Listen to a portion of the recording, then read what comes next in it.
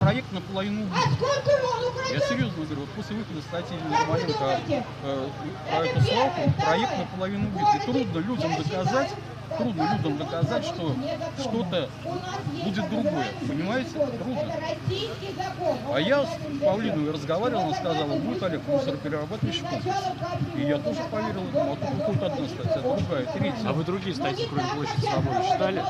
Да, я еще читал то, что тоже это. Что вы То, что будет свалка, именно свалка. А статьи, где вы писали о том, что там будет именно мусороперерабатывающий комплекс. Получается, складывается впечатление, что вы говорите недостаточно информации, а есть информация, где вот Площадь Свободы пишет про полигон, другие СМИ, там, например, там, ТЛТ Правда пишет про мусороперерабатывающий комплекс. И вот, пожалуйста, достаточно информации, но складывается впечатление, что кто-то выборочно каким-то образом эту информацию возможно так. То есть, пожалуйста, берите, вот вам про комплекс, вот вам про полигон. А мы будем читать, ладно, мы будем про полигон читать, потому что нас это больше устраивает, нас это больше задоривает. Я не сомневаюсь. А вы сами не пробовали вот с Денисом Александровичем встретиться? Я ему написал, я говорю, письмо. Я предложил встречу и предложил круглый стол. Ну, ради бога, давайте встретимся. Он ответил вам как-то? Нет, пока вот один ответа и нет.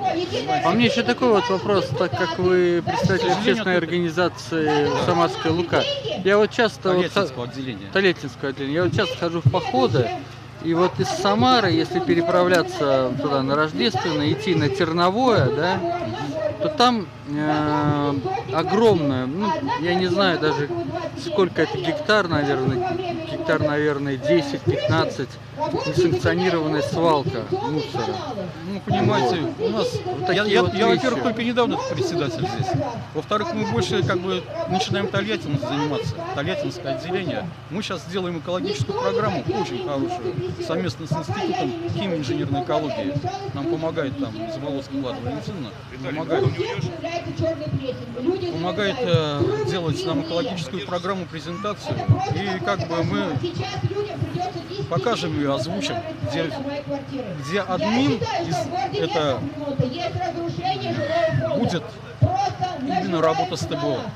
Это раздельный сбор отходов, пропаганда раздельного сбора отходов, раздельный сбор отходов, пропаганда раздельного сбора отходов, именно мусороперерабатывающие комплексы. Вот именно такая тема. А раньше вы чем занимались? Вот, я сейчас работаю на автовазе. Автовазе. Да, я просто работаю в автовазе, я просто общественник. Понимаете?